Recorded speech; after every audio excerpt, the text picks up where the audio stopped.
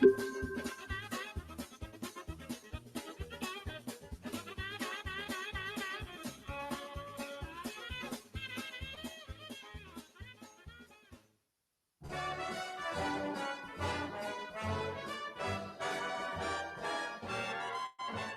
the weather outside is frightful, but the fire is so delightful. Since we've no place to go, let it snow, let it snow, let it snow. It doesn't show signs of stopping, and I brought some corn for popping. Lights are turned down low. Let it snow, let it snow, let it snow. When we finally kiss goodnight, how I'll hate going out in the storm. But if you'll really hold me tight, all the way home I'll be warm. The fire is slowly dying, and my dear, we're still goodbying. As long as you love me so, let it snow, let it snow, let it snow. Doesn't care if it's 10 below. He's sitting by the fire's cozy glow. He don't care about the cold and the winds that blow. He just says, let it snow, let it snow, let it snow. Let it snow. Ooh-wee goes the star. Why should he worry when he's nice and warm? His gal by his side and the lights turn low. He just says, let it snow, let it snow. I don't care. The weather outside is frightful, but that fire is delightful. Since we've no place to go, let it snow, let it snow, let it snow. It doesn't show signs of stopping, and I brought lots of corn for popping. The lights are way down low, so let it snow, let it snow, let it snow, let it snow. When we finally say goodnight, how I'll hate going out in the storm. But if you'll only hold me tight, all the way home I'll be warm. The fire is slowly dying, and my dear, we're still goodbye. As long as you love me so, let it snow, let it snow, let it snow.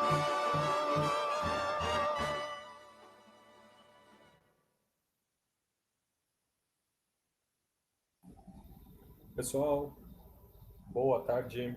Todos me escutam? Manda alguma coisa no chat, por favor. Alô, alô, pessoal. Boa tarde, Juliana. Boa tarde, boa tarde. Olá, Rodrigo. Boa tarde, pessoal.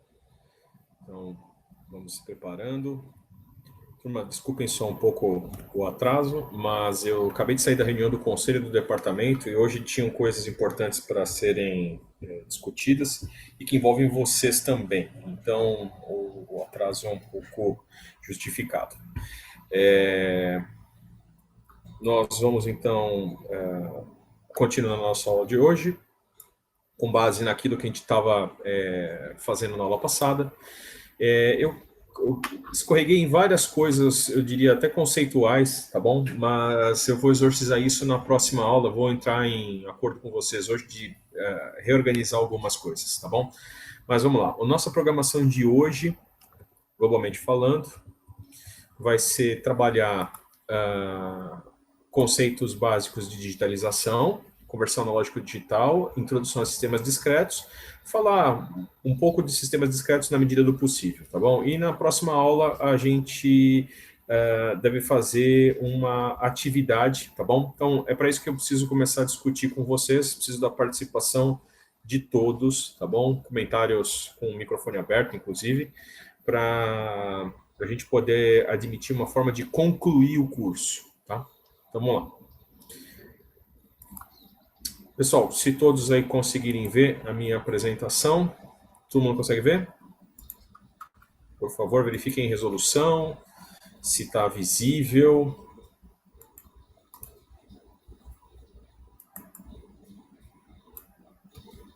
Tudo em ordem?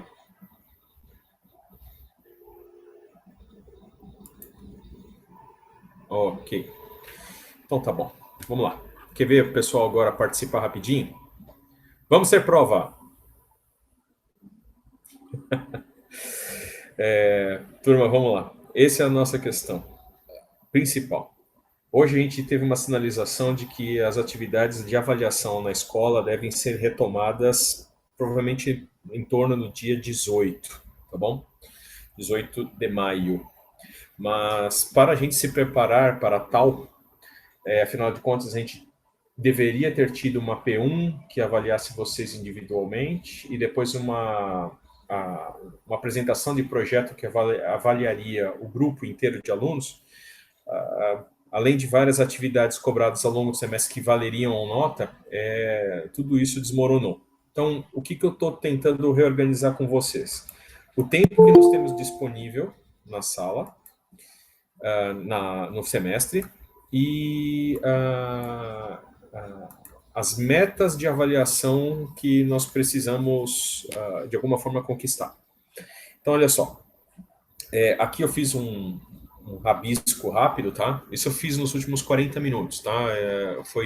Tem bastante coisa emocional aqui, eu não pensei muito friamente a respeito dos impactos de tudo isso. Nós estamos nessa aula aqui do dia 7/5/2020, tá bom? Estando nesta aula, significa que a gente teria efetivamente para o final do curso, incluindo esta aula de hoje, 1, 2, 3, 4, 5, 6, 7 aulas. Várias dessas aulas para o final, elas são muito mais para entrega de avaliações, execução de prova substitutiva, coisas desse gênero. Então, essas últimas duas realmente são, principalmente essa daqui do dia 25/6, ela é bastante discutível, tá?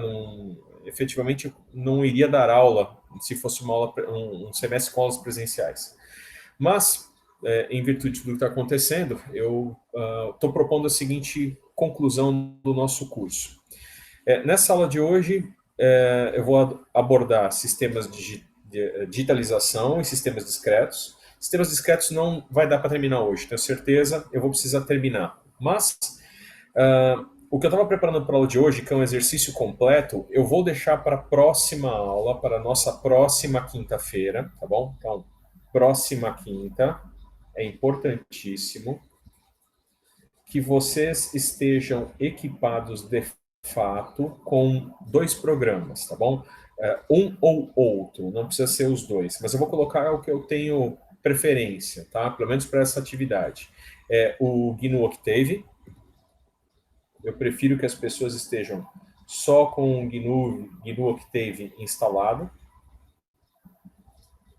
Mas também serve o MATLAB. O MATLAB nós vamos usar, até pedi para vocês até se prepararem para a aula de hoje, mas em virtude de tudo que aconteceu, eu precisei dar uma deslocada nas coisas.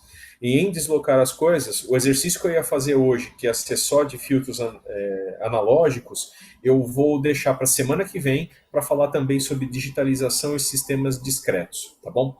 Então, esta é a nosso compromisso, tá bom? Na próxima aula, do dia 14/5, nós vamos, na verdade, fazer um exercício completo.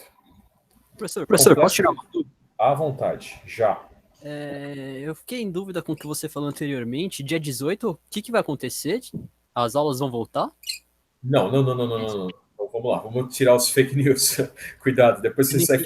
Então, eu tô perguntando porque eu não entendi o que aconteceu.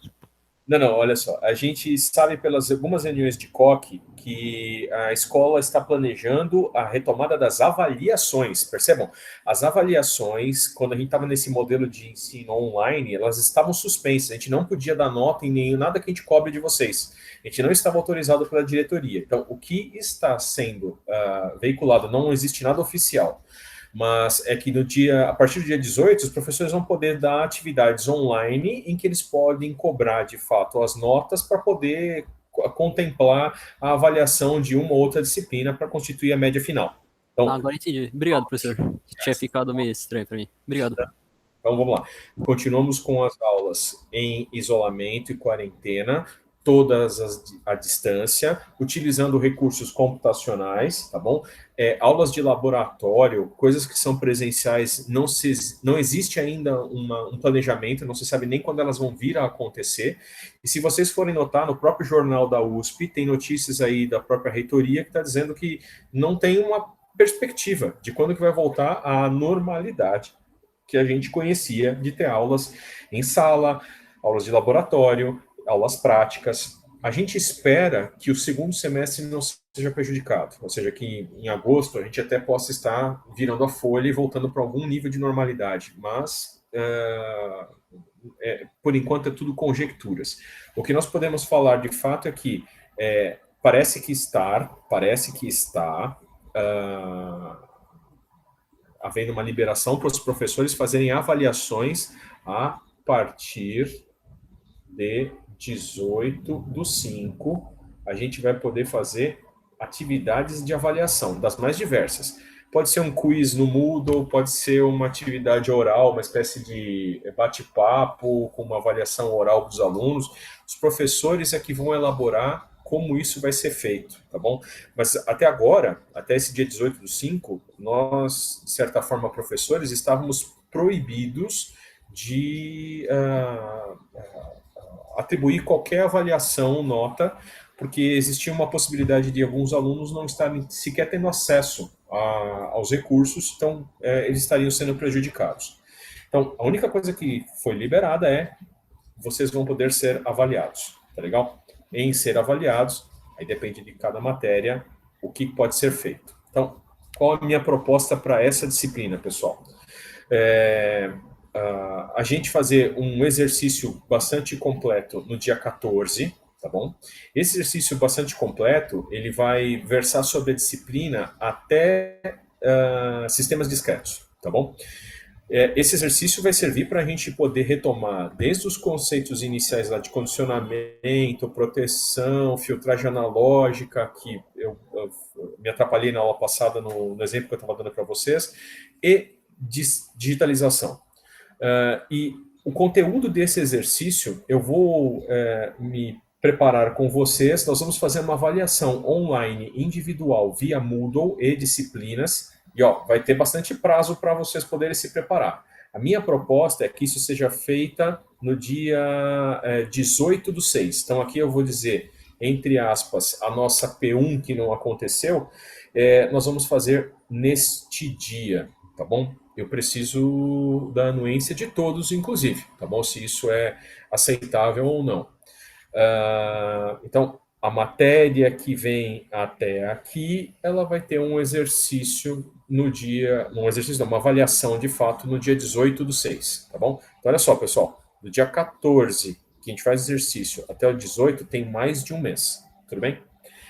E como é que ficaria as notas, as médias finais dos alunos? A gente teria uma parte que a gente conseguiu fazer, acho que até a atividade A, a B e acho que até a C, a gente conseguiu fazer porque elas aconteceram até antes da quarentena. Então, essas que a gente teve as entregas antes do período de quarentena, de fato, elas vão ser avaliadas de 0 a 10 e elas vão ter um peso na nota final de 20%, tá bom?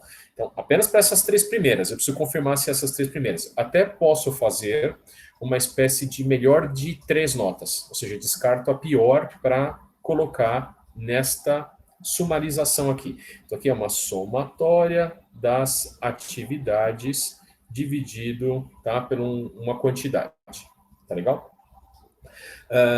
Muito bem. Essa P1 que a gente faria de 18/6, ela cai aqui, nessa avaliação online individual. Se alguém tiver algum problema em fazer essa prova presencialmente, eu vou deixar a possibilidade de fazer uma substitutiva, e essa substitutiva vai ser feita quando a gente voltar a ter avaliações presenciais, tá bom? Ou seja, vai ficar perder de vista, capaz de acontecer só em agosto. Para aqueles que não conseguirem fazer essa P1, em agosto vai ter que fazer uma sub. Só que essa sub vai ter que ser sobre a matéria toda, inclusive a partir de simulações e do projetinho que vocês estariam fazendo no final, tá bom? Mas, então eu pensei essa P1 nossa, tá bom? Com peso de 40% sobre a média final, tá bom? Pessoal, vai ser feito online, vocês vão poder usar MATLAB, Octave, os exemplos que eu fiz no dia 14, vai poder consultar o seu colega, vai usar o WhatsApp, não me interessa. Inclusive, eu estou até planejando no começo da aula, eu solto a avaliação e vocês, na verdade, podem me entregar até o final do dia. Não necessariamente preciso me entregar no período da aula, tá bom? Essa escolha não é ainda consagrada porque eu preciso verificar se não tem outros professores que vão fazer coisas parecidas e talvez eu venha prejudicar o ensino, o aprendizado das outras disciplinas. Mas essa é uma ideia, tá bom? Fazemos uma PU para medir individualmente como é que está a aderência de vocês aos conceitos que a gente tem na disciplina até então. E como é que fica a última parte? A última parte, já existe um projeto integrado que está correndo ao longo do semestre, mas infelizmente eu não estou podendo cobrar, né, a atividade D, E e F, depois tem a atividade G, tem a atividade H, tudo isso aqui ficou congelado, porque já que eu não podia dar notas, eu achei besta exigir entrega. Tanto que uma das datas era da semana passada, eu já posterguei para quase 29 de maio, então até o final do mês, mas essas daqui eu não estou pensando em fazer a avaliação das atividades individuais, eu estou pensando em fazer a avaliação do projeto final inteiro, tá bom? Ou seja, depois de feita a atividade D, E, F, G e H, aqui vocês estão com cada um dos grupos de vocês com um projeto pronto na mão, tá bom? E aí eu vou fazer essa avaliação desse projeto. Anteriormente no curso, haveria até uma espécie de apresentação, uma espécie de uma avaliação continuada da disciplina, uma autoavaliação. Então, minha proposta é rasgar tudo isso e simplesmente vocês me submetem um documento no eDisciplinas, com os resultados que vocês obtiveram, tá legal? E eu vou fazer uma avaliação disso e mandar a nota do grupo, tá bom? Para todos vocês terem ciência de quanto vocês tiraram. Se vocês quiserem discutir algum tipo de distribuição entre os membros do grupo, eu ainda aceito, tipo, professor, eu trabalhei mais do que ele, mas tem que ser um acerto entre vocês. A minha ideia, então, é fazer esse fechamento dessas notas aí na primeira semana de julho. Então, até julho de 2020, primeira semana, é que eu espero ter a média de todos vocês consagrada. E a data final para a entrega desse projeto é esse lugar aqui, ó. Então, esse projeto final, PF, é essa data que está aqui. Então, o único inconveniente é, eu estou colocando a P1 e esse PF em semanas consecutivas. Mas posso discutir com vocês. Professor, dá para trazer isso, talvez antes, aqui, logo aqui depois da semana de exercícios? Pode, não é impossível, tá legal? Então, isso está sendo gravado, daqui a pouco eu vou colocar o vídeo lá no YouTube, com o link lá no eDisciplinas, para que vocês possam matutar a respeito disso. Eu preciso de uma resposta rápida, até semana que vem, com a decisão de vocês, se vocês aceitam esse modelo ou não, tá bom? Eu preciso, inclusive, de uma discussão mais construtiva do que apenas crítica. Professor, não dá desse jeito. Não dá, que tal fazer dessa outra forma? Me proponham alternativas. O que eu quero que vocês sempre me deem é uma possibilidade de fazer uma avaliação individual, tá bom? De cada um de vocês, e uma avaliação em grupo, tá legal? Tem algumas outras disciplinas que estão pensando em rasgar tudo isso e fazer uma única prova no final. Eu acho isso ruim. Eu acho que é bom vocês terem um pouco de interação, por mais que eu não tenha controle disso, mas eu incentivo todos vocês a tentarem trabalhar em grupo para resolver o projetinho final de vocês. Tudo bem? Alguém tem alguma coisa a falar, pessoal? Professor, a avaliação esse exercício semana que vem, então, é um exercício que a gente vai fazer em conjunto, mas não vai compor uma Não, nota. não vale nota, Zé Paulo. É um exercício assim, ó. Na aula passada, eu tentei usar o Octave com vocês online e uma especificação de filtro analógico que me deixou até com vergonha da aula estar lá listada no YouTube. Então, nós vamos fazer um exercício desde o início com uma especificação do dispositivo, construindo as várias etapas de simulação, tá bom? Até chegar na constituição do filtro analógico, na digitalização do sinal e na simulação de tudo isso. A ideia é fazer um exercício com vocês. Eu vou fazendo no meu computador, o script, inclusive, em Octave, eu vou disponibilizar antes para todos, e vocês vão fazendo com vocês, tá bom? Vocês vão poder até customizar, mas a ideia é vocês visitarem como que é um projeto completo, do início ao fim, e, desculpa, lá no dia da P1, eu posso cobrar uma parte disso, eu posso fazer umas perguntas mais filosóficas sobre aquela parte introdutória do curso de automação, coisas desse gênero, tudo bem? Mas a aula que vem não é avaliativa, é uma atividade em que eu espero que a gente esteja todos presentes para recapitular os pontos desse curso. Essa matéria, por ter 2 créditos e essas aulas esparsas, umas por semana, é difícil, sem a cobrança consecutiva de elementos, da gente acompanhar as coisas, saber o que está acontecendo. Então, é uma aula para resgate de tudo bem? Beleza. Professor, eu tenho uma dúvida. À vontade. O projeto agora vai ser avaliado só o projeto como um todo, né, nessa proposta. Mas Isso. a gente ainda vai receber feedback das etapas parciais que a gente chegou a entregar, ainda vai entregar para conseguir ajustar até o final do semestre? Vamos. Então, o que eu vou fazer ainda é o seguinte. Quem fez a pergunta? Desculpa. É o Guilherme. Guilherme. A minha ideia é, eu não vou colocar notas, tá? Eu acho que fica um elemento complicador eu colocar mais notas intermediárias que depois vão entrar nessas notas aqui. Mas estou aberto. Eu vou deixar ainda as datas das entregas. Então, vai ter ainda a entrega da atividade D e F, vai ter uma data para a entrega da atividade G, vai ter uma atividade para a entrega da atividade H. Elas devem começar, ó, spoiler alert, tá bom? A atividade H deve ficar para esse período entre o dia 4 e o dia 18. Aqui tem um feriadão, tá bom? Então, é o lugar para vocês fecharem as simulações e praticamente a atividade H fecha o projeto final. Então, ela vai ficar mais ou menos para cá. A atividade G deve ficar aqui para o finalzinho de maio, tá bom? Junto com a atividade D e F, que ela já está aqui. Se não me engano, a atividade DF já está para o dia 29/5. Essa aqui acho que eu ia colocar a mesma coisa. Eu coloco também 29/5. Tudo bem? Então, você submetendo, eu consigo fazer algum feedback. Então, não fiz o feedback até agora da atividade A, da B e da C.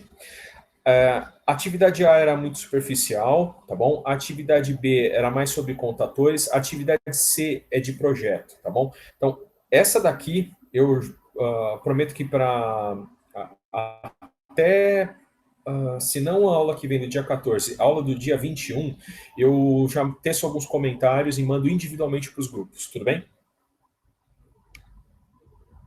Legal, obrigado, professor. Mais alguma questão, pessoal?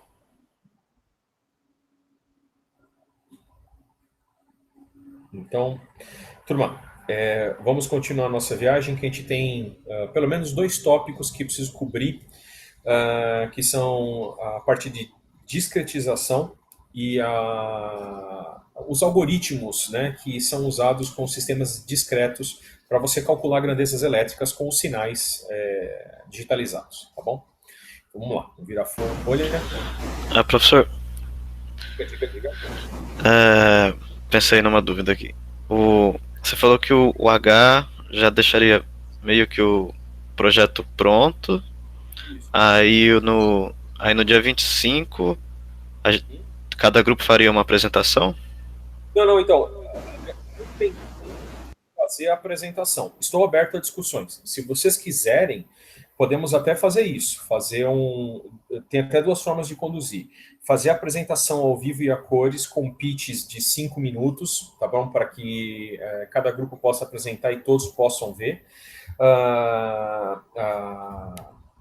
Ou então até a gravação de um vídeo, tá bom? Se vocês quiserem fazer a apresentação.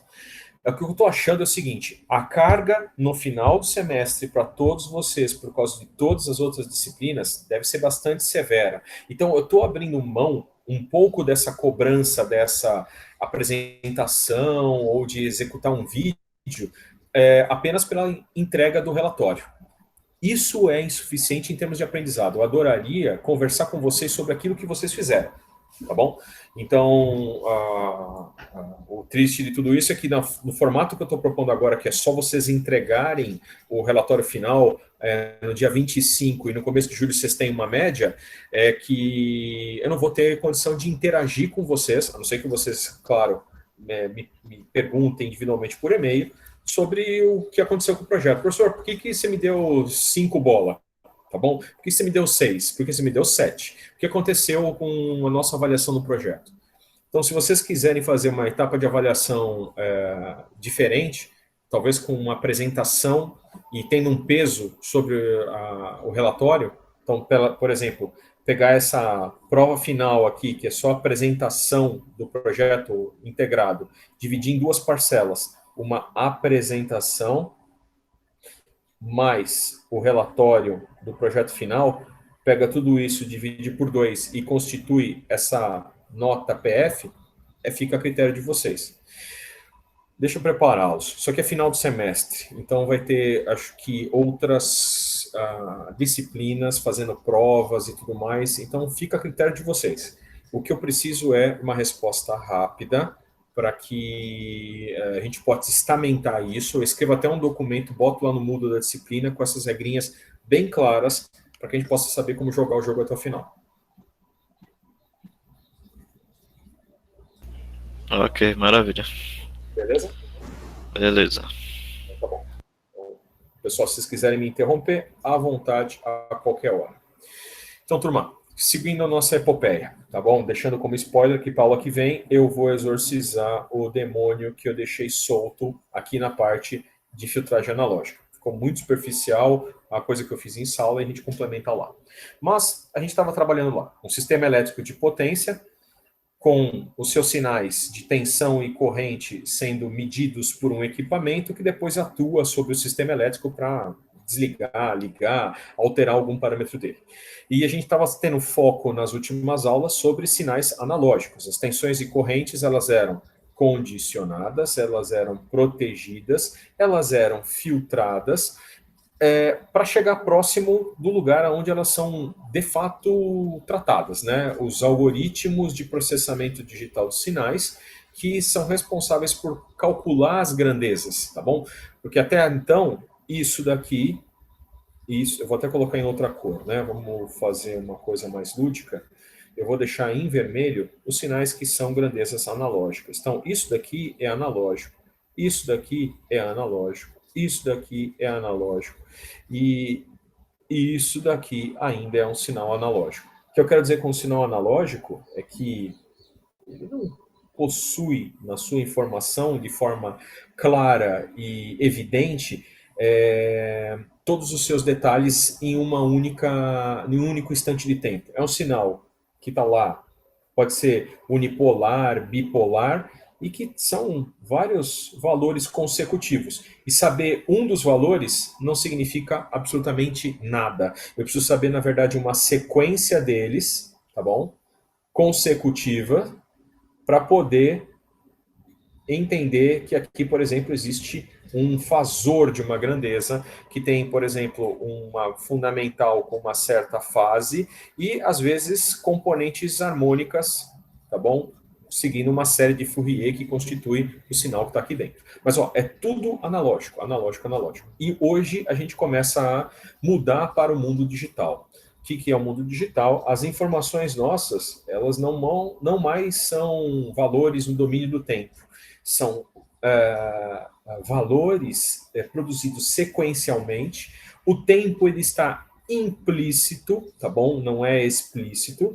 E, desculpa, cada um desses valores representa os sinais que uma vez estavam lá no domínio do tempo e que guardam as informações que a gente quer analisar. Então, eu não posso nem ligar esses pontos porque, de fato, não é uma função contínua, é uma série, tá bom? Então, esses dados que estão aqui nesse mundo digital, dados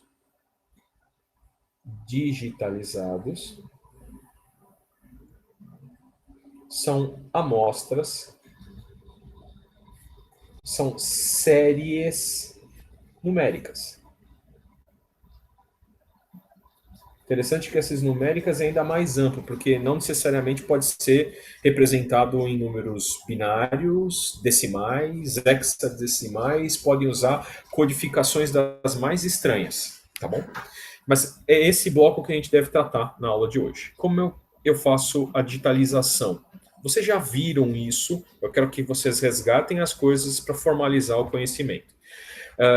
Nas outras aulas, nós vamos ter uma de exercício, mas nas outras nós vamos ver o que a gente faz com essas séries aqui. Não adianta ter uma sequência de números, uma sequência do tipo 10, 12, 11, 9, 6, menos 4, menos 8, menos 7, menos 5, e aí vai, tá bom? Essa série eu estou tentando remeter cada uma dessas amostrinhas rápida e furiosamente. Aqui eu sei que tem um sinal que tem uma fundamental, que tem uma terceira harmônica, uma segunda harmônica, e como eu descubro essas informações, ver o fasor da fundamental, o fasor da terceira harmônica, um fasor para a quinta harmônica, ou o que quer que seja, eu vou precisar dos conhecimentos que estão aqui, tá bom? Então, vamos lá, vamos focar hoje na digitalização. Em geral, então, o que a gente está vendo é isso. A nossa digitalização é um bloco mágico que tem uma entrada, é um domínio analógico, pode ser um sinal bipolar como um sinal unipolar. Depende de como esse equipamento digitalizador aceita, tá bom? Tem alguns conversores que permitem sinais bipolares, outros que só portam sinais unipolares, e na saída sai uma informação aqui num outro domínio, tá bom? Antes era analógico, praticamente ele era pertencente aos números reais, tá bom? Podia até ter valor que metrificado, né, medido com instrumentos com valores de ponto flutuante, de engenharia, 1.25 volts, 1.54, 1.233. Eu posso ter valores quaisquer, é um mundo contínuo, só que agora nesse novo domínio aqui, os meus sinais eles são amostrados no tempo, coletados no tempo do sinal anterior, mas pior do que isso, eles ainda não são sinais que pertencem, às vezes, aos números reais, às vezes pertencem aos números inteiros, tá bom? Às vezes inteiros com zero, às vezes até inteiros sem zero, depende da representação, mas não tem valor de ponto flutuante. Como assim, professor? Eu já ouvi falar que tem, lá no nosso MBED tinha... isso é uma mentira. O processo de digitalização, ele é responsável por fazer uma coisa no sinal que é um truncamento, tá bom? Por conta do seu processo de discretização. Vamos lá, vamos entender isso. Bom, mas não são os únicos sinais que entram na caixinha de digitalização. A caixinha de digitalização, ela tem que receber ainda um clock, tá bom? Então, coloquei aqui embaixo. E existem outros sinais, todos eles são analógicos, digitais, tá? São sinais digitais. Um deles é um sinal de clock, sobe, desce para dar o ritmo de conversão, ou às vezes o digitalizador precisa de um clock interno para funcionar. E principalmente os sinais de apoio, que são esses daqui que eu coloquei. Esse início de conversão, que a gente costuma chamar de start of conversion, tá bom? E um outro sinal de fim de conversão, que a gente costuma chamar de end of conversion, tá bom? Mas aqui dentro do digitalizador, acontece pelo menos 2 processos, tá bom? Eu coloquei 3 aqui, mas na verdade 2 deles são quase os mesmos.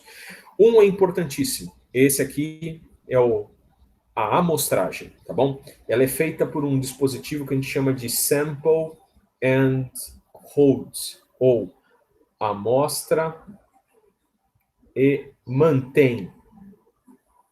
Ele mantém os valores analógicos enquanto acontece esses outros dois processos, que é a discretização e codificação, que resultam numa amostra digital. Vamos explicar para você o que significa digital. Não é que é um dígito só. Ela está discretizada num domínio de números inteiros, que representa, faz uma performance similar ao do sinal analógico. Bom, vamos lá. Então, nós vamos visitar um pouquinho dos detalhes desse bloco de digitalização da amostragem, discretização e codificação. Vamos nessa. Agora começamos as coisas todas novas. Então, discretização.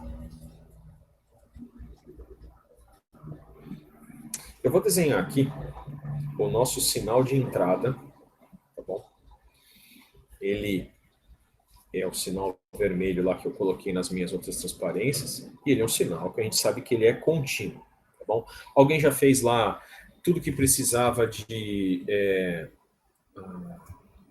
filtragem analógica para evitar anti-aliasing, uma série de processos para garantir que o sinal se comportasse como esperado. Vamos até fazer uma coisa interessante. Vou fazer o seguinte, ó. Eu vou fazer isso só para representar uma das caixinhas que a gente já viu no passado, que são responsáveis por fazer proteção, né? Aqui está acontecendo, por exemplo, o grampeamento da onda grampeada pelo circuito de proteção. Aqueles diodinhos, né, que tinha na linha analógica, que seguram o sinal. Na hora que ele tenta excursionar além do que ele deve, ele trava nessas tensões máximas aqui, tá bom? E mínimas. Então aqui, por exemplo, vamos supor que isso aqui seja até 3,3 volts. Então esse aqui é o nosso sinal analógico, tá bom? Então o que a discretização faz? Primeiro é o processo de amostragem, tá bom? Então, o que é a amostragem? A gente pode representar a amostragem através de um bloco, vamos até colocar ele ainda analógico. A entrada dele é vermelhinha, é um bloquinho. O pessoal que já é íntimo desse circuito chama ele de sample and hold, tá bom? Sample and hold. Ele tem um sinal de controle. Esse sinal de controle é normalmente um sinal digital, tá bom? Que é o tal do sample, tá bom? Quando ele é alto, aqui ó, quando acontece a borda de subida, enquanto ele está nesse nível alto aqui, aliás, não vamos nem identificar a borda, vamos deixar ele assim. Enquanto ele está no nível alto, aqui ó, vou até colocar aqui, ele está amostrando, e na hora que o sinal está no nível baixo, ele está mantendo. Então ele é sample no semiciclo alto, e depois ele é hold depois no restante do tempo, tá bom? Um sinal digital, tá bom? É 0 aqui, 1 aqui. Por que a gente tem que fazer esse sample and hold? Porque é o seguinte, os processos que estão depois do sample hold, ó, sample hold é um circuito que é analógico. São aqueles processos que vocês já viram em introdução à engenharia. Dentro de um microcontrolador, por exemplo, existia lá um periférico interno, que é o tal do conversor analógico digital, tá bom? E ele pega a amostra analógica e converte aqui para uma palavra de bits aqui, com uma certa resolução, que é o valor digitalizado, tá bom? Então, isso aqui a gente vai entrar em detalhes daqui a pouquinho, a caixinha do ADC. Mas por que eu tenho que ter o sample and hold? Porque esse ADC, ele não é instantâneo, ele tem algum tempo para fazer a conversão. Existe aqui um ΔT de conversão. Lembra que eu falei para vocês? Nós somos os caçadores de atraso. Sim, existe um atraso aqui. tá bom? Só que esse atraso ele não é tão grande, não é tão relevante. Inclusive, modernamente, tem conversores ADs super velozes, tá bom? Mas por que eu tenho que usar o sample and hold? Porque o sinal analógico, ele está se mexendo constantemente, ele está sempre variando. Se eu não congelar ele numa certa hora, então eu vou simular a ação do sample hold aqui, ó. Nesse lugar, tá bom? Vou até fazer um outro eixo aqui no domínio do tempo aqui. Aliás, vamos fazer mais um eixo aqui para botar um sinal digital junto do sinal analógico. Então, ok aqui. Mais uma...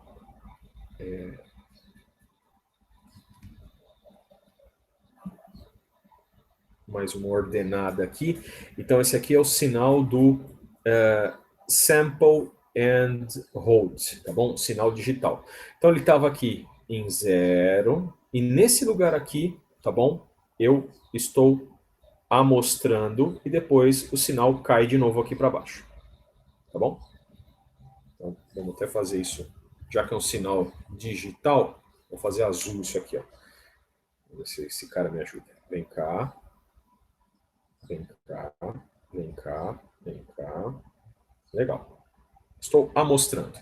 Então, nesse período de tempo que o sinal está alto, ele está amostrando, sampling, e aqui, fora disso, ele está mantendo. Mas mantendo o que, Pellini? Bom, a saída do conversor. Então, vamos lá. Esse sinal aqui, eu estou chamando de sinal de entrada. Vermelho, vamos até usar uma outra cor de saída. Vou deixar esse cara aqui amarelo. Vamos apagar isso aqui primeiro. Bom dia. Vamos fazer esse sinal aqui, ó, o que vai para o conversor AD, tá bom? Para a gente identificar, através das cores, o que é entrada e o que é saída do conversor. Então, esse sinal vermelho é a entrada. Vamos chamar esse cara aqui de um X. Esse cara em amarelo, um Y, tá bom? Todos eles são no domínio do tempo. Então, aqui em vermelho, eu vou colocar o X de T, e em amarelo, o Y de T. Então, assim, eu não sei o que aconteceu no passado, tá bom? A gente vai discutir já já. Mas, enquanto está mostrando, o sinal do Y de T, ele realmente tenta copiar, tá bom? O sinal de entrada. Enquanto estiver alto, ele está copiando. Então, eu vou até usar uns sinais aqui de apoio, fazer umas outras linhazinhas aqui. Está muito grosso. Vamos fazer na mão mesmo. Vem cá, você. Então, nesse período de tempo aqui delimitado pela borda de subida e descida, o bendito do conversor, ele está amostrando, ele está copiando o sinal de entrada. Copia, copia, copia, copia, copia, copia, copia, copia, copia. Na hora que o sample acabou, o que o conversor, o que o sample hold faz é manter o último sinal estável, mas mantém lindamente, tá? Isso aqui vai ficar, enquanto ninguém pedir um novo sampling, tá bom? Ele vai ficar dessa forma. Então, qual a razão do sample hold acontecer? É que nesse tempo em que o sinal está estável, é que a gente libera o conversor analógico digital para trabalhar e converter essa grandeza. Então, durante esse tempo aqui, ó, é que o conversor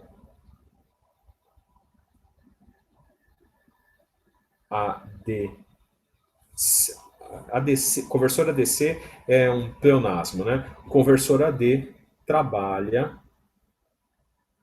para converter a amostra analógica em um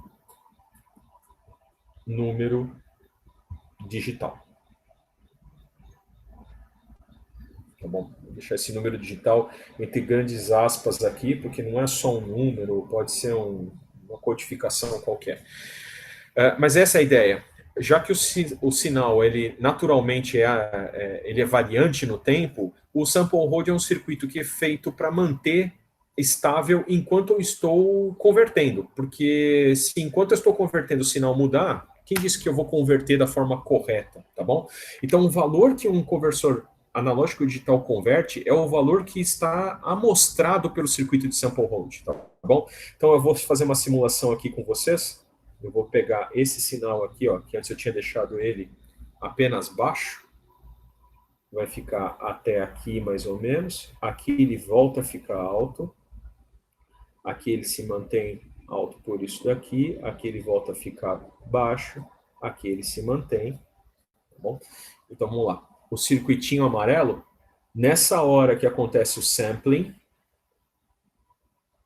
tá? Um novo sampling aqui. O sinal amarelo vai lá para cima. Tá? Dá uma pancada. O sinal analógico sobe com tudo.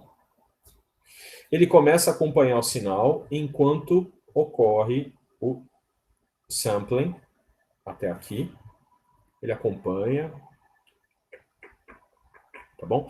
E aqui, de novo, acontece a manutenção por mais algum tempo. Tá legal? Em geral, pessoal, o circuito de sample hold, ele apresenta na sua saída, então, esse sinal amarelo que eu estou colocando, tá bom? Vamos dizer assim, nesse período aqui, ó, a gente não tem interesse em digitalizar o sinal, porque o sinal está ainda navegando, tá bom? Ele está se adaptando. Inclusive, acontece até um pequeno atraso analógico. Se alguém for olhar assim com bastante precisão o que está acontecendo aqui, eu vou até dar um zoomzinho aqui, ó. Vamos lá. Vou pegar uma lupa e ver o que está acontecendo aqui. O sinal analógico, ele é mais veloz. Ele caiu antes em relação do tempo. Então, o tempo está aqui. Desculpa. O tempo está aqui. O sinal caiu antes. O sinal amarelo, ele está atrasado. Ele cai depois. Porque o circuito não é perfeito. É um circuito seguidor, mas ele tem um pequeno atrasinho. Isso aqui é desprezível. Não, é da ordem de nanosegundos, microsegundos, tá bom? Então, não é uma preocupação tão grande. Mas, nesse período que ele está acompanhando o sinal, a gente não tem interesse em converter. O que a gente tem interesse de converter é quando ele está estável. Então, aqui, ó, este período aqui, o sinal está estável. Neste período aqui, o sinal está estável. Então, é aqui nessa hora que o conversor AD trabalha. É aqui nesta hora que o conversor AD trabalha. Então, a gente... é muito comum o pessoal mostrar assim, umas formas de onda de conversor AD, que eles falam o seguinte, olha, o meu sinal... Vamos lá, vou fazer uma coisa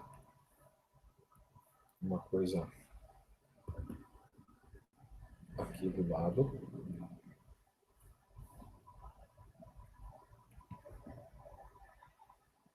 Vou fazer aqui um eixo para os nossos valores analógicos, aqui um eixo para o tempo. E vocês vão ver aí, em vários lugares, o pessoal gosta de mostrar o bloco todo, tá bom? Não mostra essas coisas intermediárias que estão acontecendo analogicamente, e você vai ver uma onda assim, o cara vai mostrar uma onda toda lenta e depois uma onda toda recortadinha em degrauzinhos.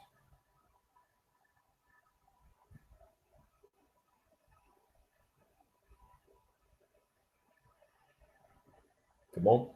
Mas o que eu quero lembrar vocês é que isso daqui, se você for olhar fundamentalmente, ele tem um período que é a amostragem e a manutenção. E o que o pessoal só mostra aqui é esse período de manutenção que é retinho. Mas existe aqui uns transitórios, tá bom? Isso que a gente está falando dessa tensão analógica que está na entrada do conversor AD. Tudo bem? Pessoal, só para vocês terem uma ideia, esses sample holds no passado, eles eram muito caros, tá bom? E um conversor AD era um equipamento separado, você comprava um chip de conversor AD e um chip de sample hold. O sample hold ainda no passado, ele era responsável por uma outra coisa importante, olha só que legal. O AD era tão caro, que vamos supor que você tivesse no sistema elétrico de potência a necessidade de medir uma tensão e uma corrente, tá? Tô falando do sistema monofásico. Então eu boto lá um TP, eu boto um TC, boto todas aquelas caixinhas para fazer as filtragens, os condicionamentos e tudo mais. Então aqui a gente faz lá conde, prot, filt,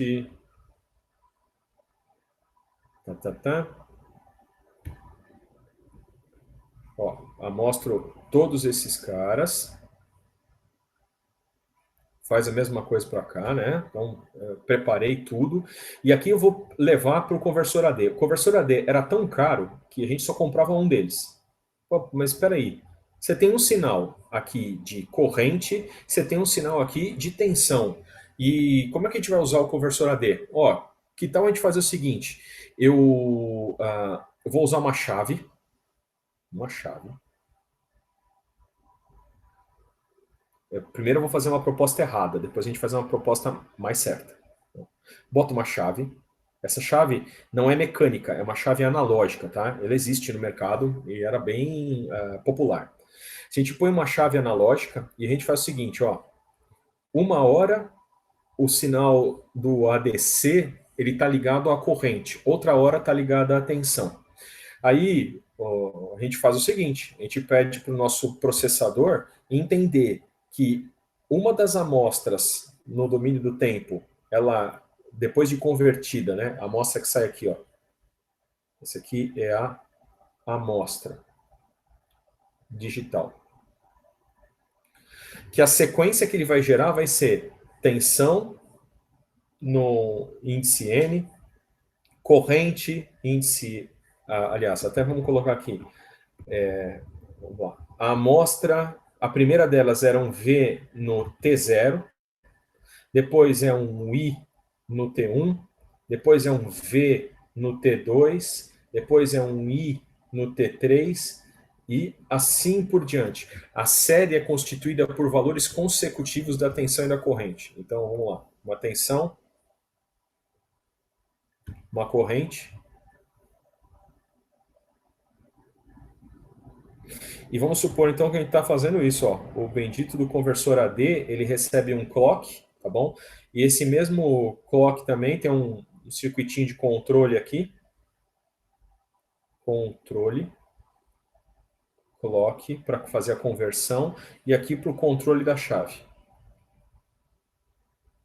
Então, uma hora ele vê um sinal, outra hora ele vê o outro sinal. Tá? Fica mudando. Então, o que ele fazia era isso aqui. Ó. Ele pegava uma tensão aqui, tá bom? Depois pega no próximo instante de amostragem, vou até dividir isso aqui várias vezes aqui, vai. Esse aqui, opa, vem cá, filho. Um instante de amostragem, outro instante de amostragem, outro instante de amostragem, outro instante. Isso tá ficando uma droga. Vamos ver se eu tenho alguma coisa para me ajudar. Vem cá você, não, deixa eu ver, electric, fundos, logos, fotos, details. Eu já tinha me preparado para algo desse gênero. Vamos ver se eu encontro. Obrigado. Então vem cá você.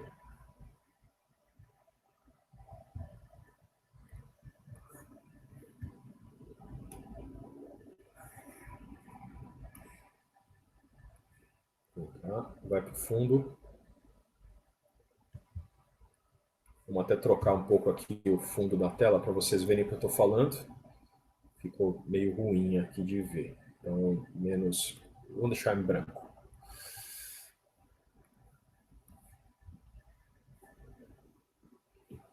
Nem todo mundo vem comigo.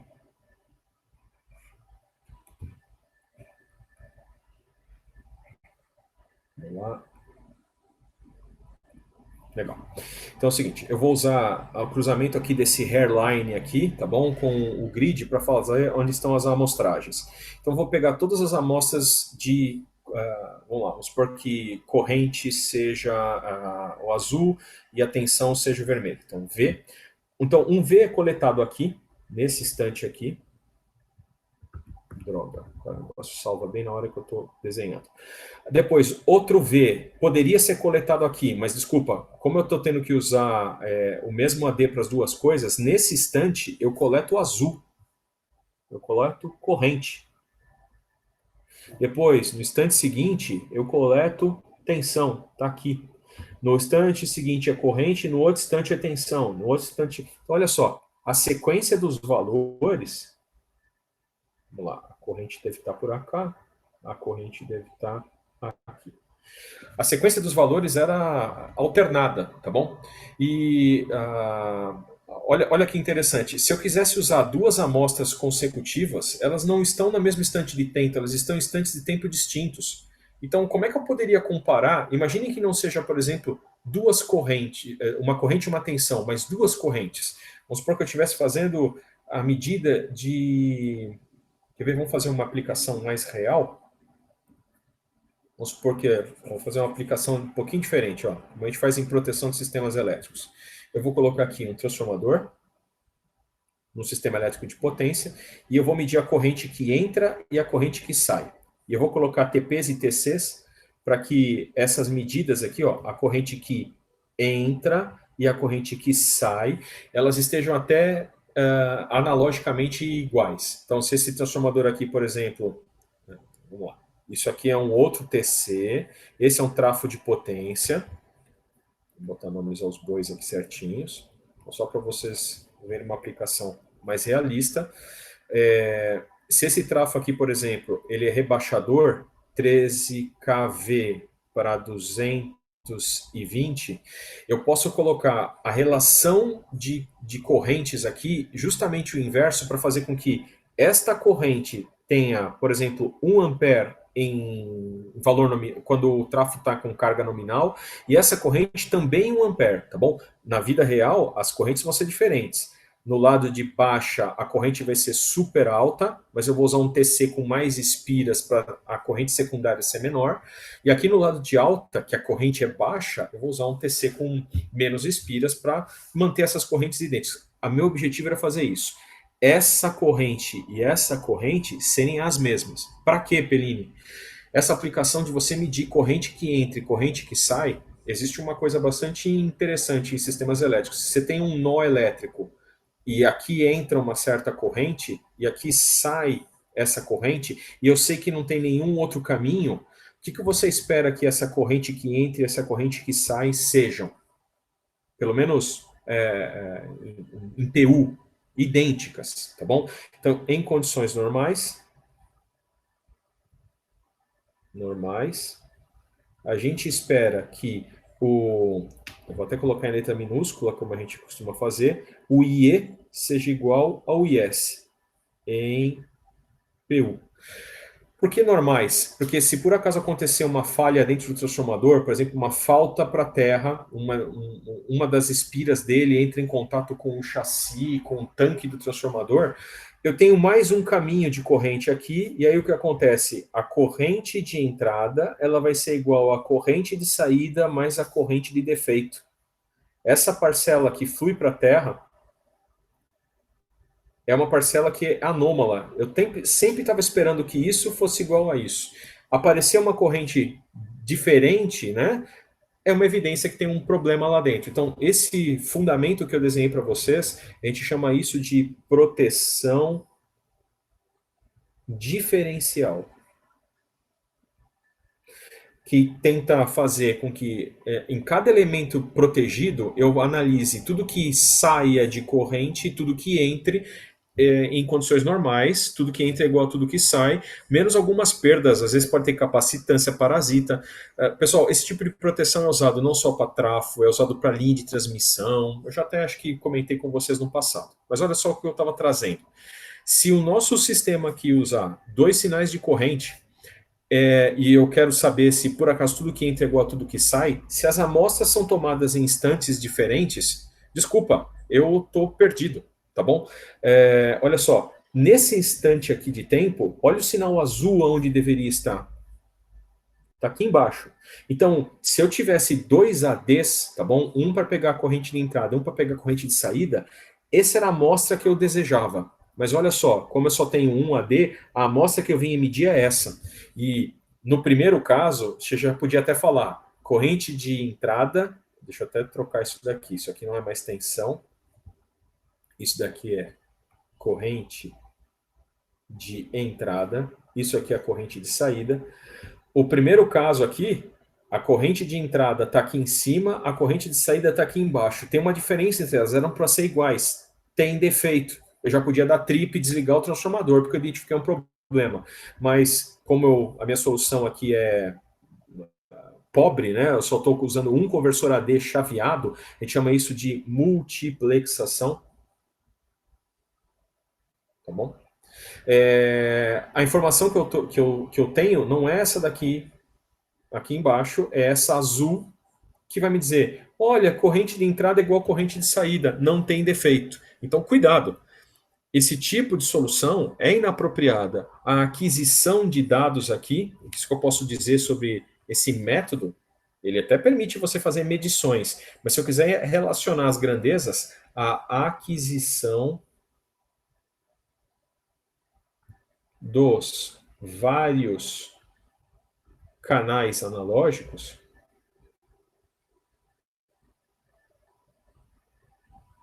não é simultânea. Então, esse aqui é o canal 1, esse aqui é o canal 2, e desse jeito aqui, isso nunca vai conseguir fazer uma proteção diferencial decente, a não ser que eu consiga um filtro aqui que consiga atrasar o sinal de quanto está... vamos lá, usando um sistema de processamento digital de sinais, eu atrasar artificialmente o sinal para poder processar ele. Mas olha só. Então, por que eu estava falando disso? O que o sample hold faz de diferente?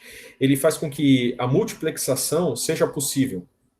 Eu posso usar, então, olha só, AD único com multiplexação e aquisição simultânea.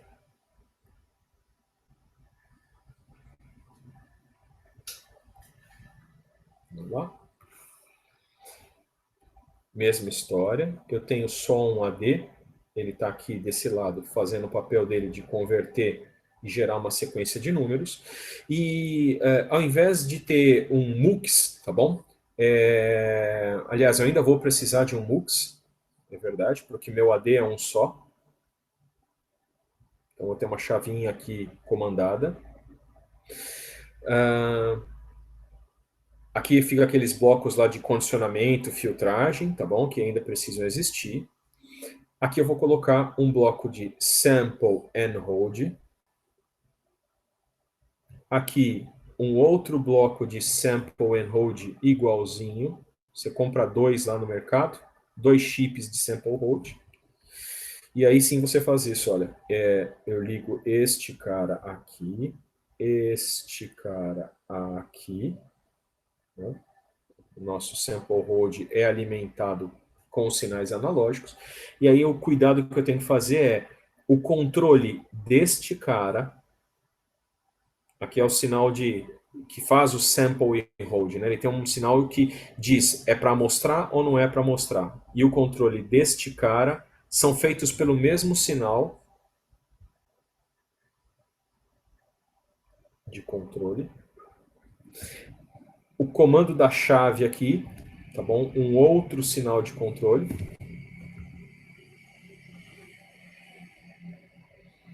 Então, eu vou até colocar aqui, não é um sinal de controle. Tchau, tchau. Sinais de controle. E o pessoal fazia lá, lembra LabDigi, pessoal? LabDigi, super legal. Você tem que fazer aqui um sisteminha, né? Tem um clock, uma máquina de estados, o que quer que seja, para produzir aqui o sinal do sample e o sinal da chave, de forma que ele faça isso daqui, ó. Vamos lá. Vamos fazer 2 linhas aqui de tempo.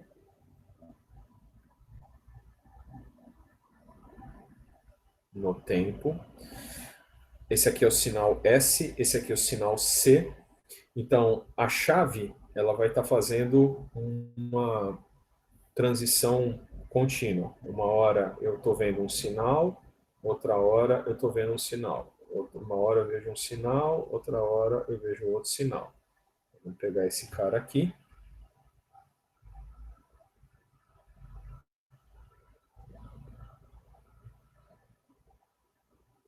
Mais um pouquinho. Falta uma borda de descida aqui. Clicar você. Bom, então, aqui, vamos colocar esse cara aqui é o canal 0, esse aqui é o canal 1. Então, quando está em 0, o sinal C, deixa eu até colocar isso aqui mais longe para vocês não se confundirem. Esse é o sinal S, esse é o sinal C, ambos no domínio do tempo. Então, quando o bendito da chave está com o comando em 0, ele está mandando o sinal 0 para o AD, senão ele está mandando o sinal 1. Aqui tem que mandar o sinal 0, aqui ele manda o sinal 1, aqui manda o sinal 0, aqui eu mando o sinal 1. Então, o que vocês acham que tem que acontecer com o sinal S de sample in hold para que eu garanta que durante a aquisição do CH0 e do CH1, do CH0 e do CH1 consecutivamente, eu sempre mantenho as mostras do mesmo instante de tempo. O sinal de sample hold tem que ser uma loucura assim, ó. Tava mostrando, de repente ele está em manutenção. E ele fica em manutenção enquanto converte o canal 0, enquanto converte o canal 1, e depois aqui ele volta a copiar as coisas e aí mantém de novo. Canal 0. Opa, desculpa. Mantém aqui embaixo, converte o canal 0, converte o canal 1, terminou de converter isso daqui, você amostra, mantém, terminou, amostra. Então ele vai criando um trenzinho de pulsos que o papel dele está sendo justamente fazer. Instantes antes de começar a fazer a conversão, eu faço a amostragem, tá bom? E aí o resultado vai ser esse daqui, né? Domínio do tempo.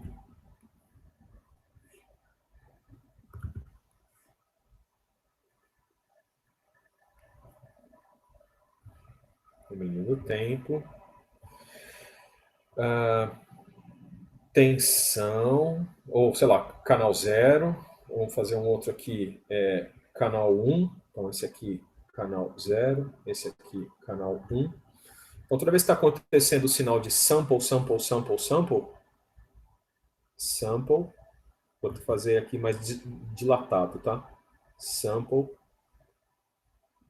sample, sample, sample. Olha só o que o conversor AD vai enxergar. Amostrou. É preciso colocar esses caras aqui, ó. Esse é o amarelo. Esse aqui é outro amarelo. CH0, CH1. Então, amostrou, ele memorizou esse aqui do CH1 e memorizou esse daqui do CH0. E ele mantém. Vai ficar mantido isso daqui no CH0, vai ficar mantido isso daqui no CH1. Aqui, ele amostra de novo. Então, é isso que vai acontecer. Ele copia, né? E aqui mantém. Aqui, de novo, copia. Mantém.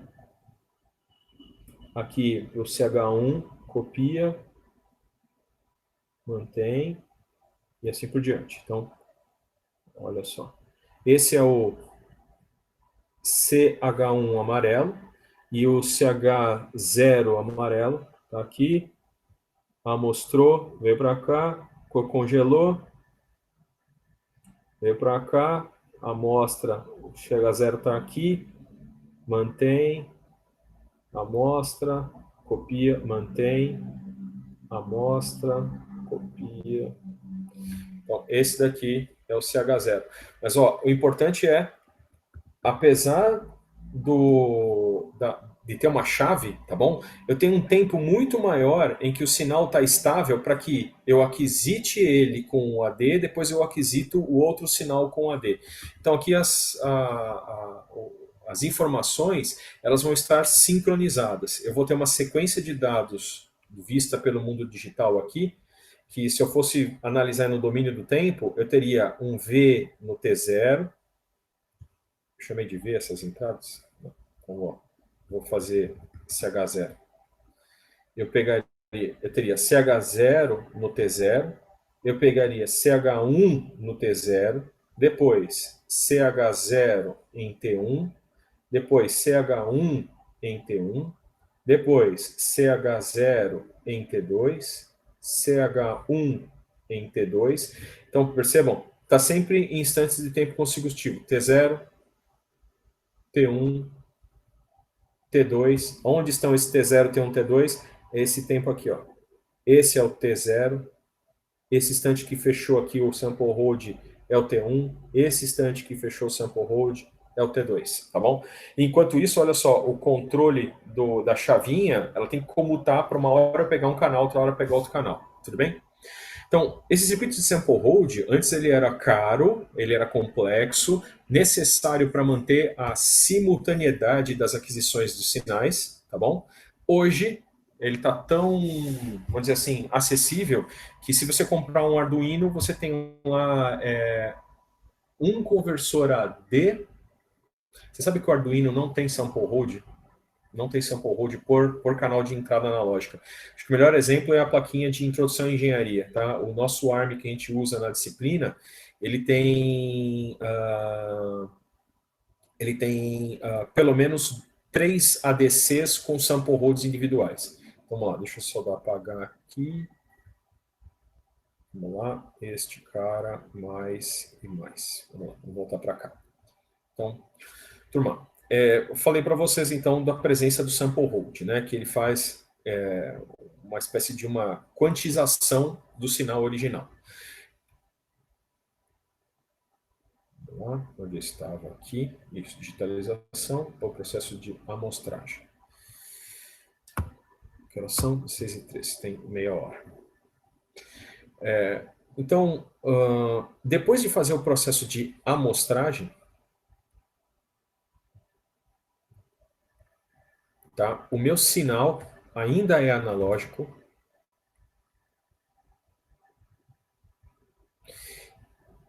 E é um retrato periódico do sinal original.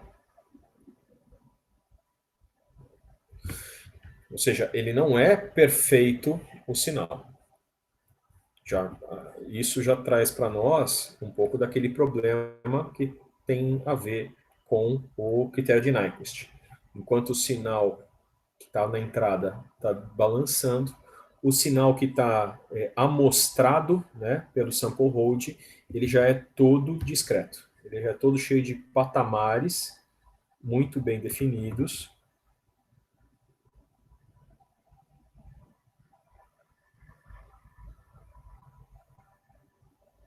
E por causa dessa perda de informação, tem aquele cuidado lá. Se a gente não fizesse um filtro analógico,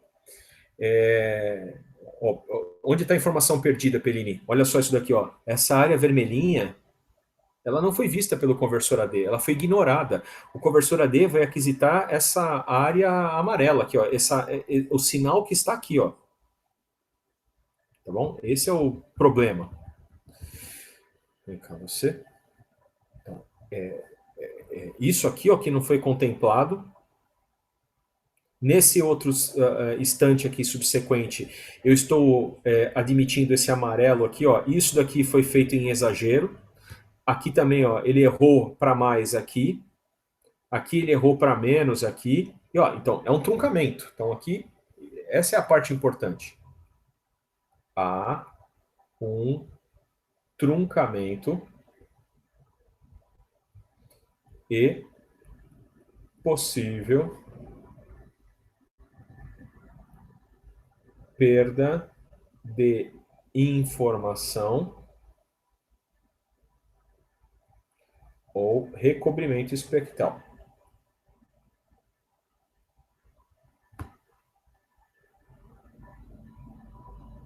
Tudo bem? Mas, desde que você faça, talvez, isso muito rapidamente, Tá? Então, em vez de pegar esse exemplo que eu coloquei aí e você usar algo mais, uma taxa maior, opa, uma taxa de coleta desses dados mais frequente, vem cá você,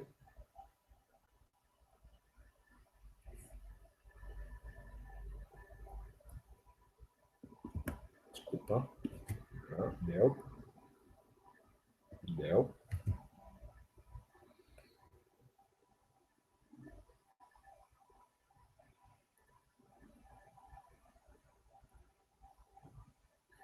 bom dia, Sinal, se comporte, vem comigo. Se eu usar uma taxa maior de coleta dos dados, então eu pego um dado aqui, pego um dado aqui, pego um dado aqui, pego um dado aqui, pego um dado aqui, pego um dado aqui, pego um dado aqui, pego um dado aqui, pego um dado aqui, pego um dado aqui, pego um dado aqui, pego um dado, e assim por diante, tá bom? Então, se eu diminuir esse período, eu posso diminuir um pouco essa possibilidade de estar errando. Então, esse aqui, ó, é o famoso, tá bom?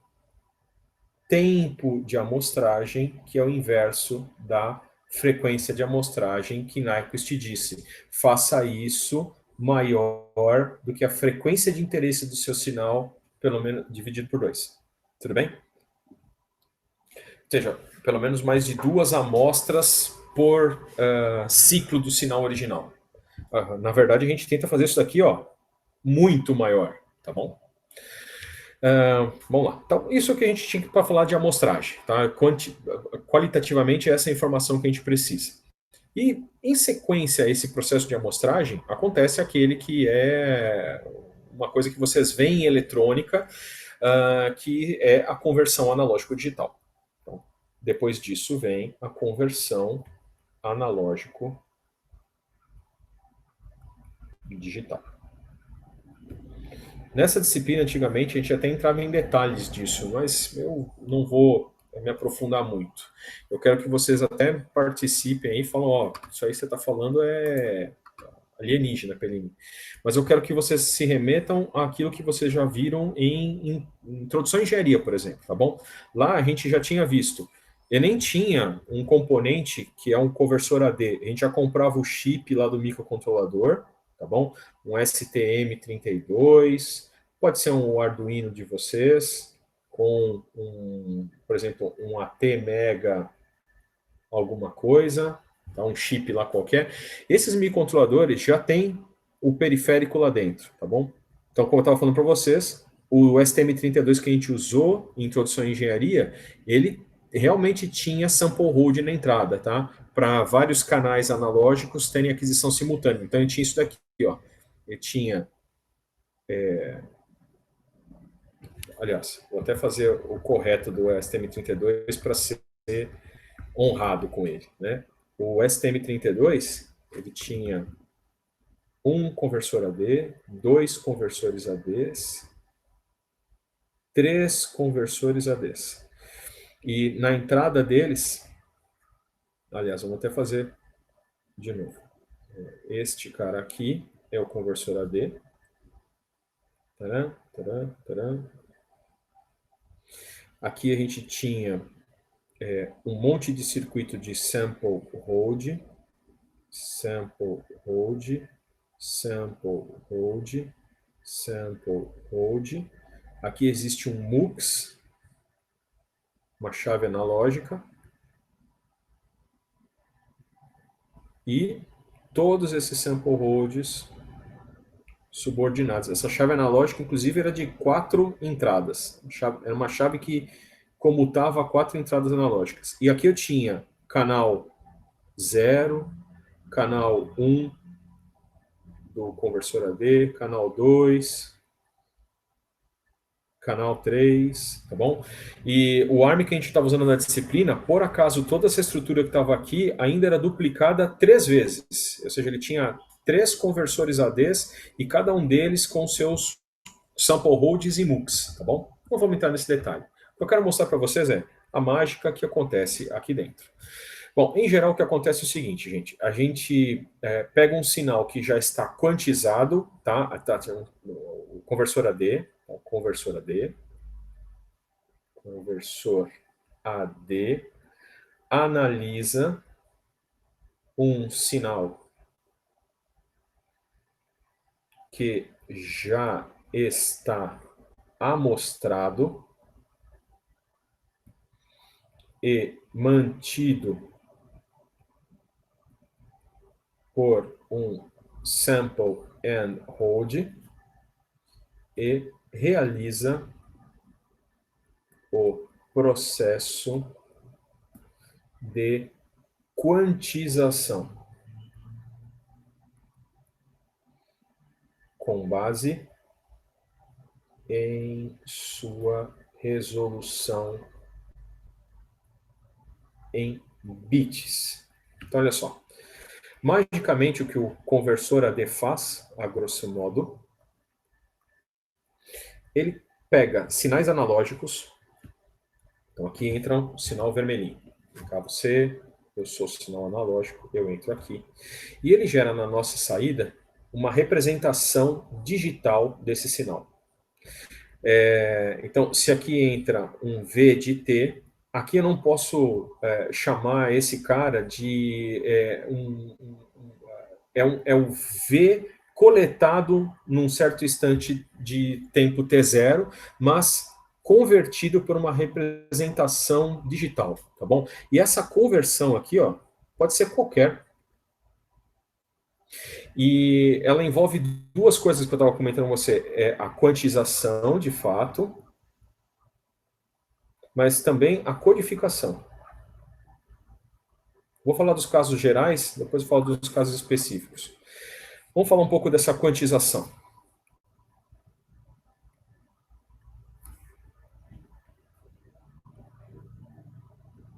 Quantização. E acho que é melhor que a gente fazer de uma forma indutiva do que dedutiva, tá bom? Em geral, esses conversores, eles tentam retratar um sinal analógico em limites, tá bom? Para cada um dos níveis que ele está observando do sinal analógico. Então, o sinal entra para cá, e aqui vai sair a representação dele. Eu até coloco essa seta maior, porque aqui eu posso ter até um barramento paralelo, vários bits, tá bom? E vamos supor que a gente tenha 3 bits de resolução.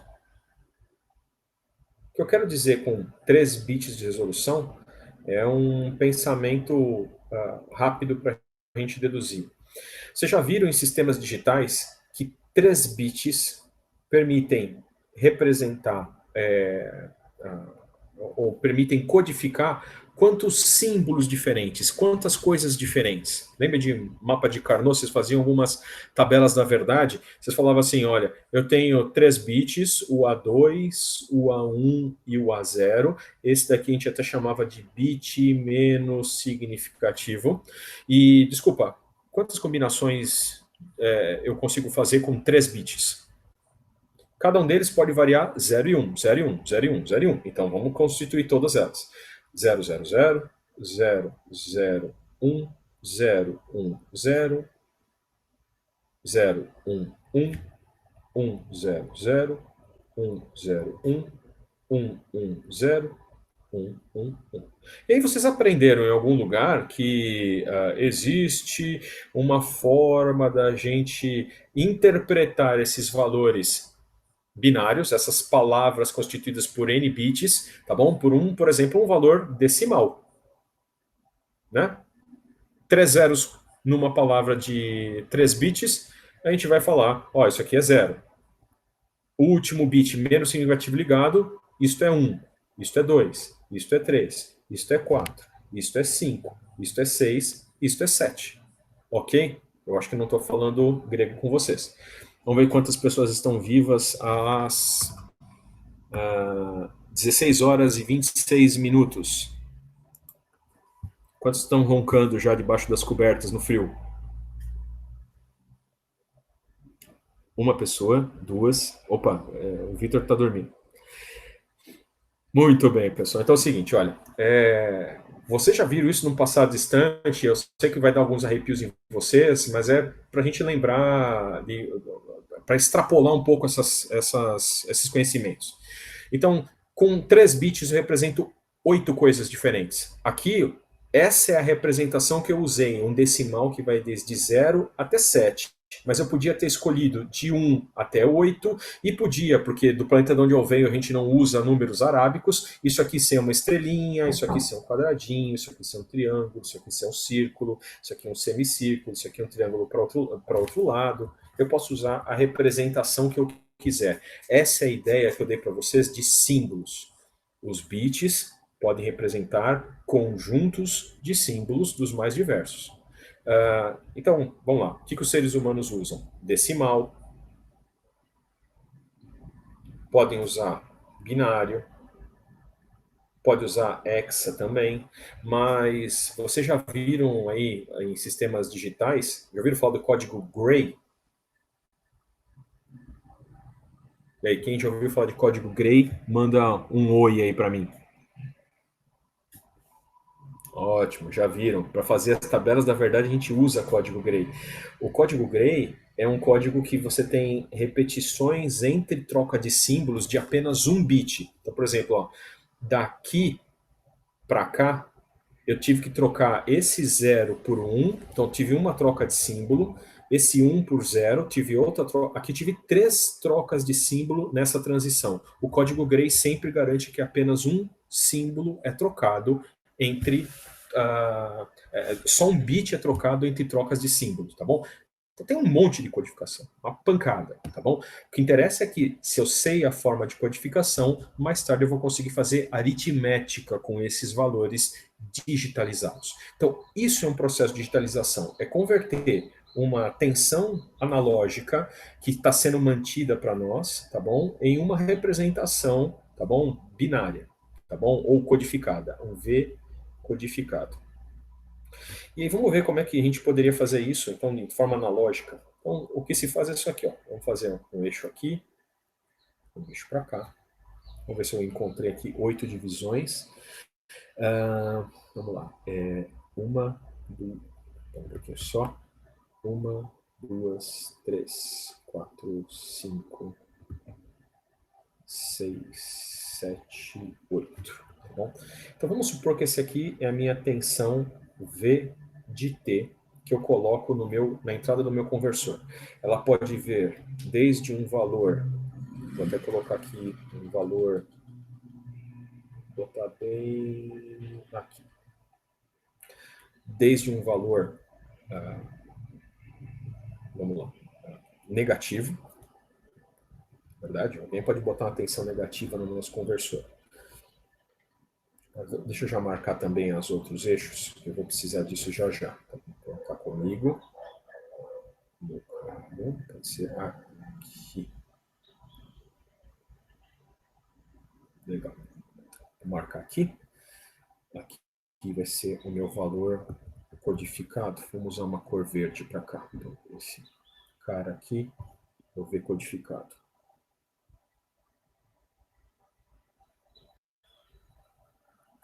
Esse aqui é o nível, aliás, esse aqui embaixo é o 000, 001, 010, 011, 011, 100, 101, 110, 111. E a minha tensão, ela vai aumentando aqui, desde uma tensão máxima, que eu vou chamar aqui, ó, tensão de fundo de escala, tá bom?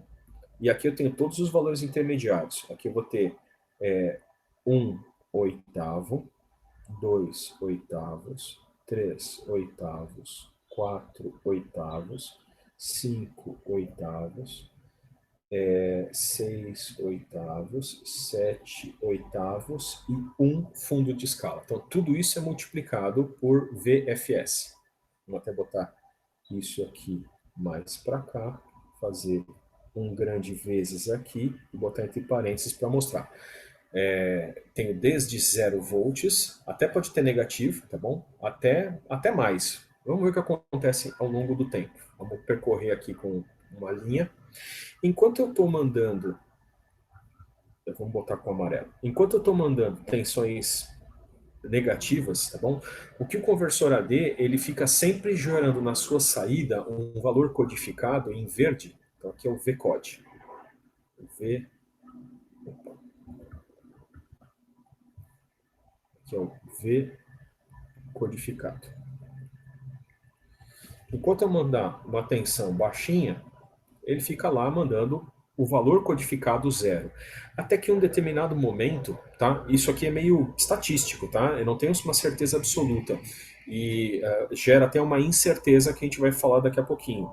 Ele transita para o próximo nível, tá bom? E ele fica lá enquanto a tensão, tá bom, de entrada está num certo patamar. Depois ele transita para outro nível. E ele vai para outro lugar. E aqui ele vai para cá, aqui ele vai para cá, aqui ele vai para cá, aqui ele vai para cá.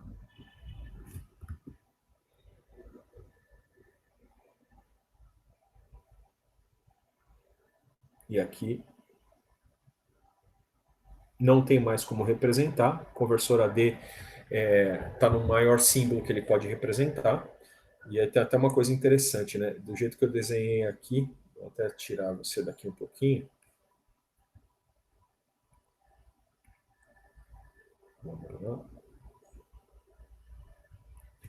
Do jeito que eu representei aqui, se eu botar uma tensão muito maior que o do fundo de escala, tem até umas coisas perigosas, ó.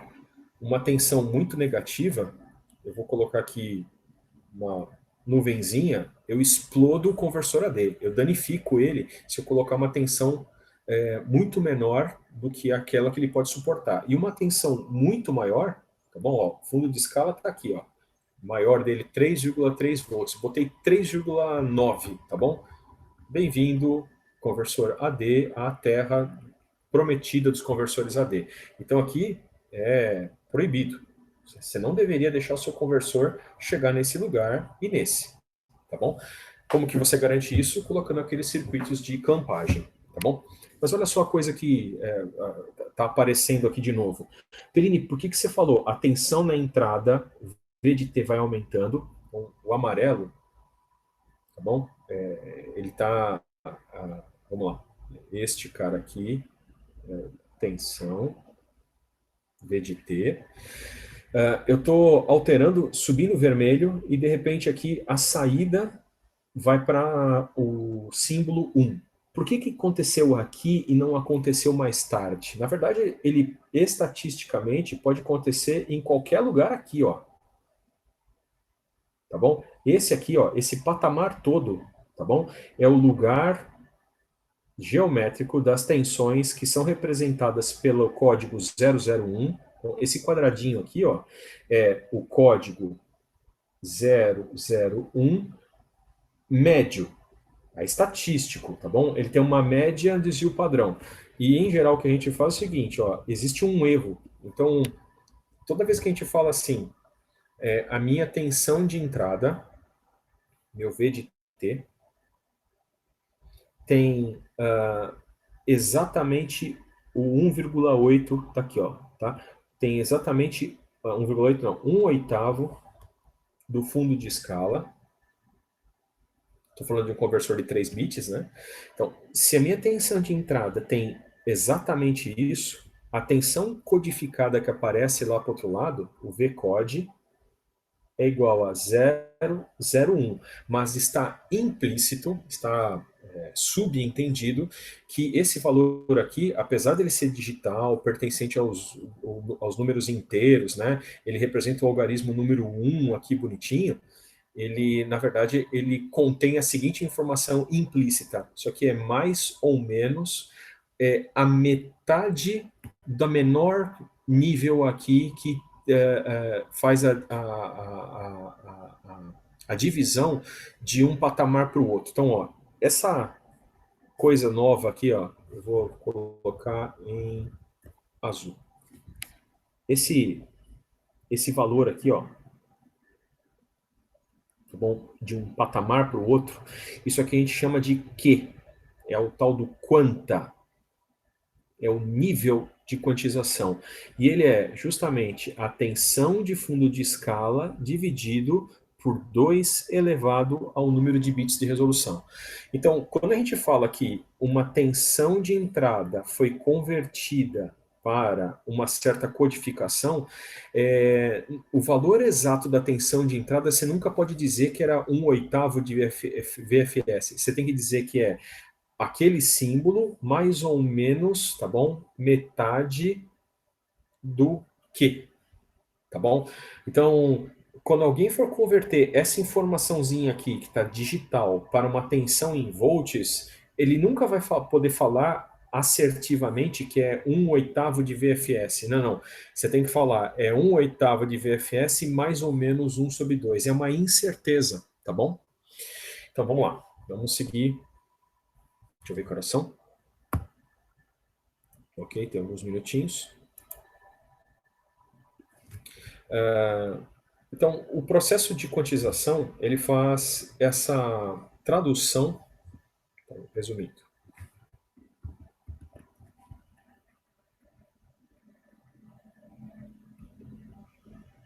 Então, o processo de quantização, ele faz essa tradução de uma tensão analógica, um V de T, tá bom? Aqui está a digitalização completa. Digitaliz. Para uma certa tensão codificada, tá bom? Através de um sinal de controle, que é um clock, um sinal que diz, eu preciso começar a aquisitar agora, então aqui é o Start of Acquisition.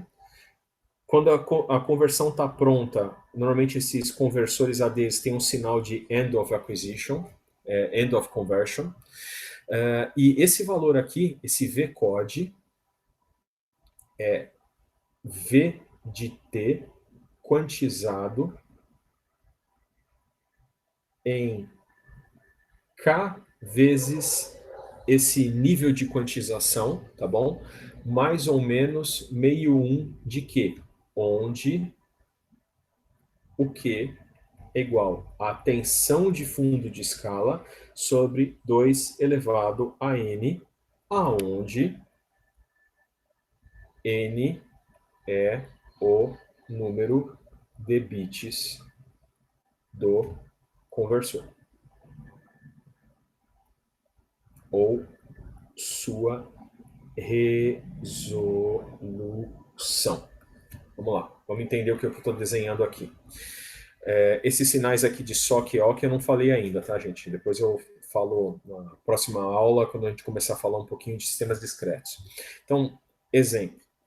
Se eu tenho um conversor AD que tem os seguintes parâmetros. As tensões permitidas aqui são de 0 até 5 volts. E esse conversor aqui, ele tem um N que é igual a 12 bits.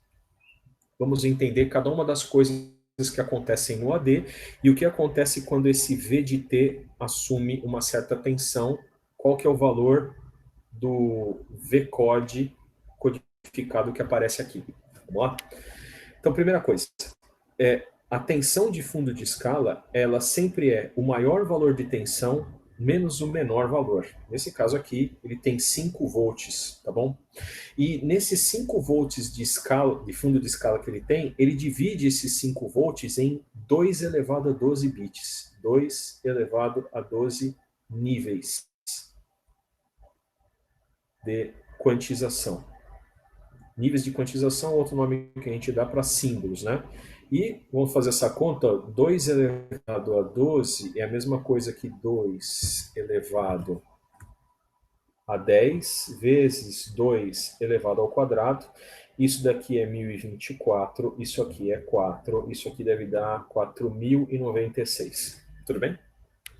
Então, essa é os níveis de quantização. E qual que é a quanta, né? O menor nível de discretização que o nosso conversor consegue ver. Ele separa as tensões de entrada, os 5 volts, em 4096 patamares. Isso aqui vai fazer uma conta. 5 sobre 4096 significa aproximadamente 1,22 milivolts por bit. Essa é a unidade que a gente costuma gerar, tá bom? Isso aqui a gente chama de 4096 símbolos, tá bom? Ou bits. E então eu tenho o meu Q, a minha resolução de 5 sobre 4096. Então vamos lá. Vamos fazer agora o exemplo. Se o V de T for igual a 2,32 volts, qual o V-code que deveria aparecer? Olha,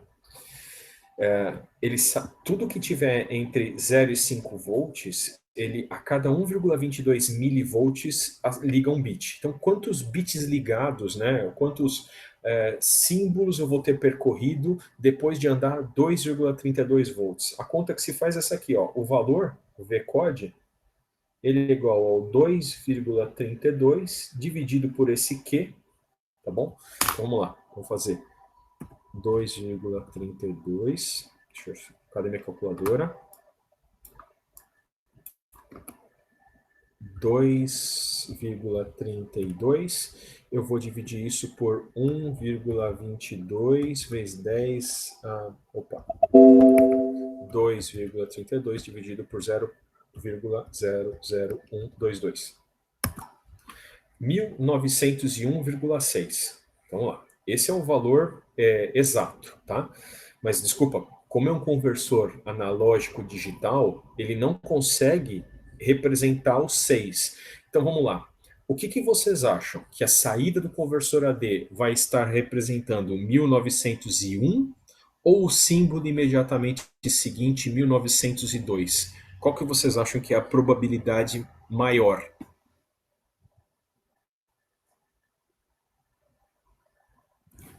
Pergunta que vale $1 milhão para acabar a aula. Tá? Eu sei que o meu conversor AD, certamente ele vai gerar aqui 1000, qual que é o valor que eu coloquei? 900, agora vem a pergunta, 1901? Na engenharia tudo depende, mas tá falando para vocês, ó. A tensão, deixa eu voltar para outra transparência, anterior. A tensão está subindo, está subindo, está subindo, está subindo. Essa aqui é domínio do tempo contínuo. E ele fica naquele patamar até que ele muda. E ó, quando passa de meio Q, é que ele vai para o outro nível. Então vamos ver uma coisa. Quanto que é meio Q? Vamos voltar para o nosso problema aqui, ó. Q sobre 2 é 1,22 dividido por 2 milivolts. Isso aqui deve dar em torno de, vou fazer uma continha, 1,22 sobre 2, 0,60 milivolts, 61. E a conta que eu tinha feito, que era 2,32 dividido por 0,00122, estava dando 1.901,639. Então, olha só, ele estava no símbolo 1901, mas ele já avançou em direção ao outro símbolo, desculpa, não é 0, que é 63 alguma coisa. Então, o símbolo que deve aparecer na saída do conversor AD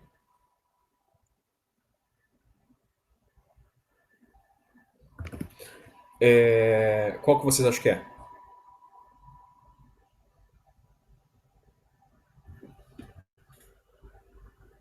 Chutem. 0. Não, 0 não deve ser.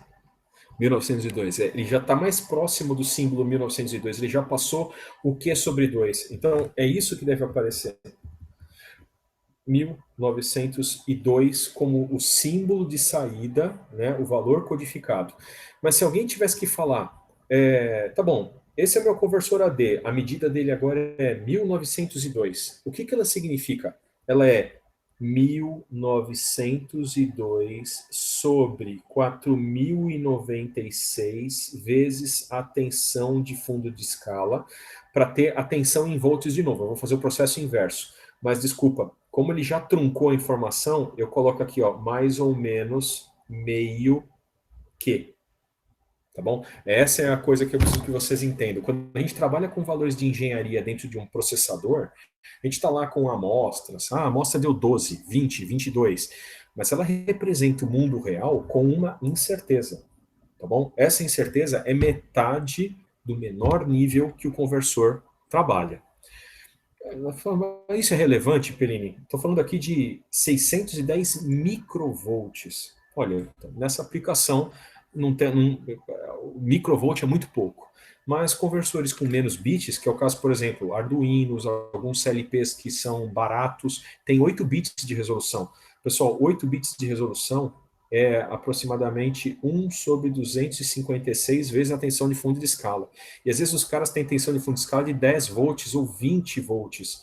Então, 20 sobre 256, 20 sobre 256, está dando 78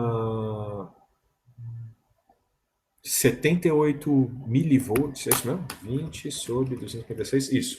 78 milivolts por amostra, tá bom? Então, quer dizer, qualquer valor que o teu dispositivo está mostrando, ele está errado de mais ou menos metade disso. Não, às vezes não é desprezível, tá bom? Às vezes você precisa saber disso para desenhar teu algoritmo. Tudo bem? Pessoal, é o seguinte, são 4h47, nossa aula então está terminada. Nosso compromisso para a aula que vem, como eu coloquei lá no comecinho, vou voltar para a primeira slide, para quem não lembra, chegou mais tarde na aula. A nossa próxima aula vai ser um belo exercício completo de tudo que a gente viu até agora no curso, incluindo digitalização. Nós vamos pegar um sinal, vamos colocar numa ferramenta de simulação. Eu gostaria de fazer todo mundo com o Octave, mas pode ser o MATLAB também. Então, para a próxima aula, o que eu preciso de vocês é todos instalem GNU Octave em seus computadores. Perini, você tinha falado que para essa aula de hoje era já para trazer com o MATLAB. Vamos usar MATLAB sim. Então, para quem perdeu o spoiler do início da disciplina, do início da aula de hoje, eu estava planejando como que ia ser o resto do curso. Então, assista o vídeo desde o começo e quem tiver alguma coisa para dizer contra, por favor, me diga até a aula que vem, tá bom? Na aula que vem a gente volta a tocar nesse assunto, mas eu quero encerrar isso e fazer com vocês um planejamento e as regras do jogo para que vocês possam ser avaliados na disciplina. Tudo bem? Vamos lá, surgindo algumas perguntas. O MATLAB serve para a próxima aula, professor? Olha, quem quiser fazer com o MATLAB, dá. O script que eu vou dar funciona tanto com o Octave quanto com o MATLAB.